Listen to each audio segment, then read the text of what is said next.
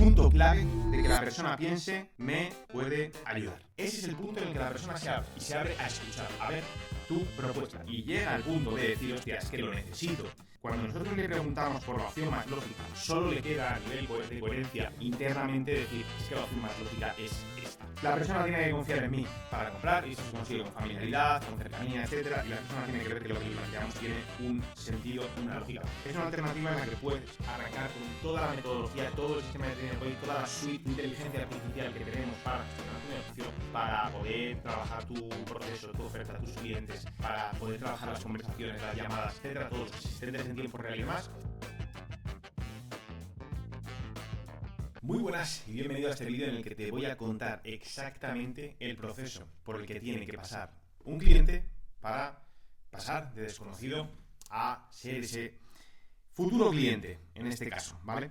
Tenemos aquí un proceso de 5 pasos, sin contar, obviamente, que parte de desconocido y termina comprando, ¿vale? Vamos a detallar cada una de las partes del proceso y qué es lo que tienes que hacer exactamente para que esa persona cubra cada una de estas etapas y termine pudiendo comprar, ¿vale? Lo primero, obviamente, empezamos con una persona que no me conoce absolutamente de nada y o bien entro yo a ella a través de un proceso más proactivo o bien llega a mí a través de cualquier tipo de embudo que tenga, etcétera, etcétera, ¿vale? Esto va a depender mucho del embudo, pero el proceso siempre va a ser el mismo. El primer paso de todos es este, ¿vale? La curiosidad. ¿Por qué es tan importante este paso? En este punto, el objetivo que tenemos con esta persona es que nos preste atención de una u otra manera, ¿vale? El primer paso para poder llegar a que una persona me termine comprando es que me preste atención, me escuche al principio. Y aquí no vamos a conseguirlo si no generamos esa curiosidad. Me voy a ir al proceso en el que más parte de la gente puede estar y luego voy a detallar un poquito un proceso un poco más elaborado. Pero si nosotros tenemos un contacto inicial con una persona, a través de, hemos hecho una estrategia por historias en la que hemos llamado ciertamente la atención de la gente, o hemos hecho una captación totalmente en frío, lo que tenemos que conseguir aquí, obviamente, esto va a estar el primer punto en la conversación, ¿vale? Y lo primero que tenemos que hacer es que esa persona diga, voy a seguir leyendo, simplemente. Entonces aquí, ¿qué podemos hacer? Utilizar inicios de conversación, ¿vale? Inicios de conversación que generen, como digo, esa curiosidad.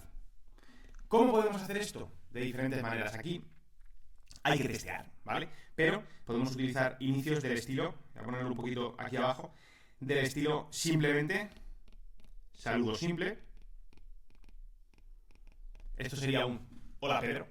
Tú a una persona, si le captas en frío totalmente y le saludas diciéndole su nombre, genera cierta curiosidad porque todavía esa persona no se espera lo que pueda haber detrás y eso despierta algo dentro de él, ¿vale? Podríamos ir un paso más allá y generar algo todavía con más hype, como un cuidado más nombre,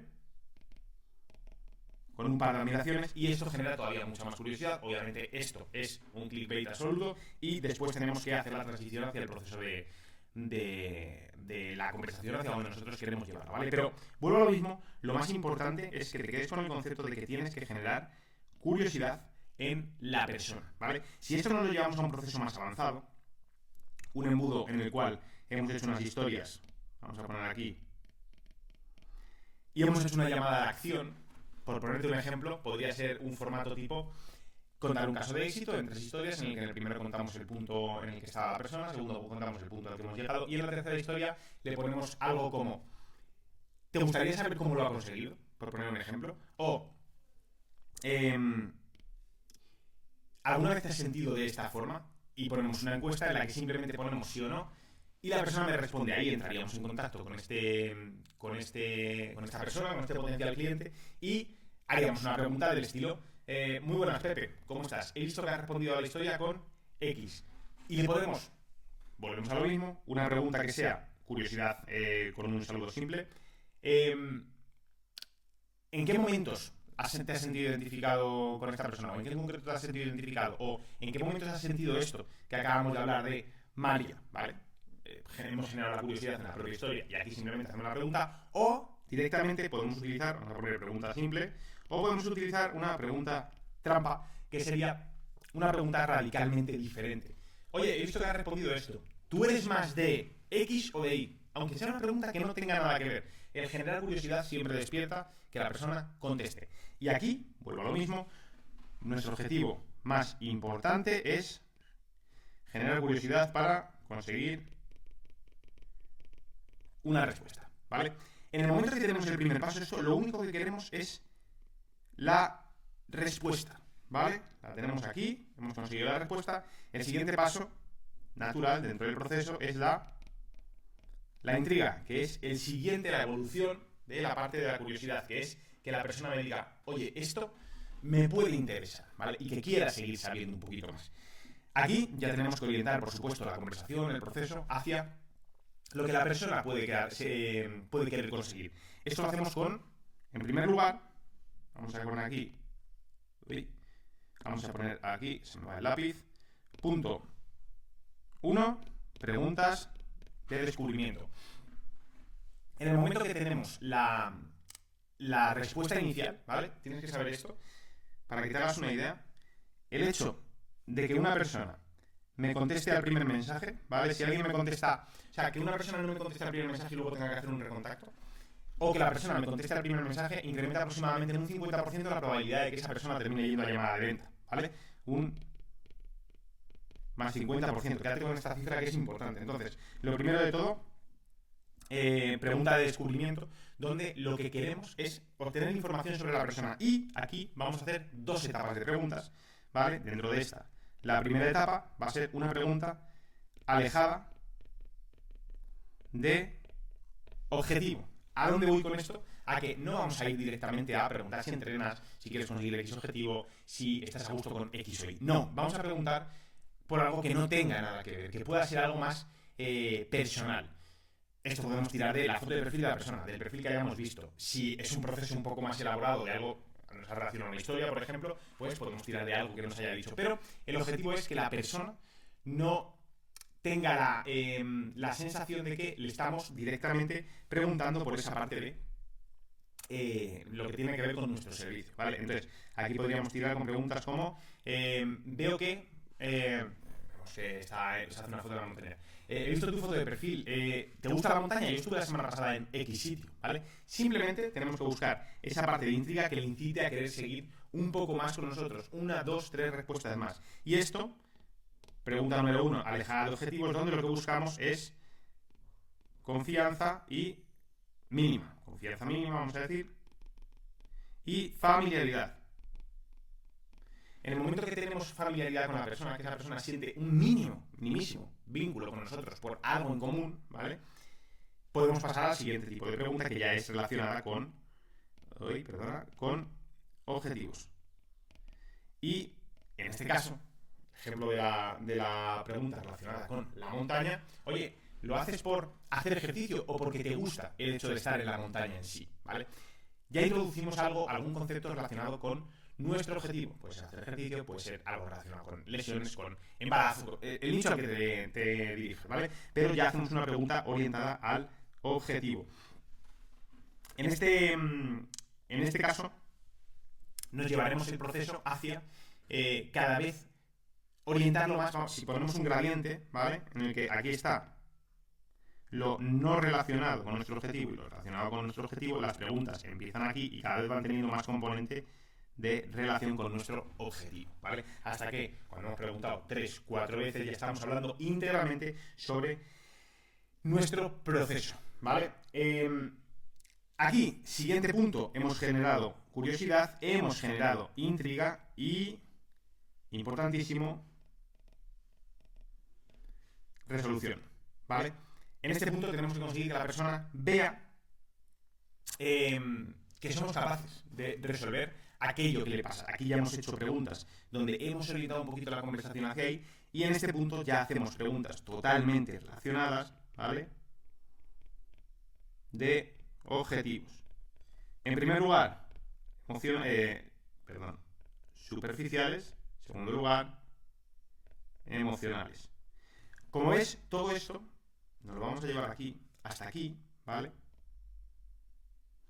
Todo se genera en en la conversación, ¿vale? Entonces, cuando tenemos ya este punto de llevarnos el proceso hacia preguntas superficiales, que puede ser, oye, ¿y cómo estás haciendo para conseguir X objetivo? Pues estoy haciendo X, Y o Z. Pasaremos a preguntas emocionales, ¿vale? Donde ya no es preguntas sobre qué estás haciendo, cómo lo estás haciendo, de qué manera estás obteniendo resultados, sino cómo te sientes respecto a ello, cómo te está afectando a tu día a día. ¿Estás consiguiendo sentirte cada día un poco mejor con X cosa? Porque lo que queremos aquí es encontrar, no esto, lo que nos dice es el qué, y esto lo que nos dice es el por qué. Lo más importante para que una persona te preste atención es el por qué. En este punto, cuando ya hemos encontrado esa parte de la resolución del problema, sabemos que le podemos ayudar, la persona ve que somos una opción adecuada para él o para ella, cuando se hace la propuesta de llamada, etcétera, etcétera, ¿vale? En el siguiente punto, tenemos que llegar al punto de... En el siguiente punto, ¿vale? Ya probablemente hayamos entrado en la llamada. Hay veces que esto lo podemos tocar antes, pero por lo general este tipo de cosas ya es poder llevarlas a cabo en llamada, pero bueno, puede haber un impasse.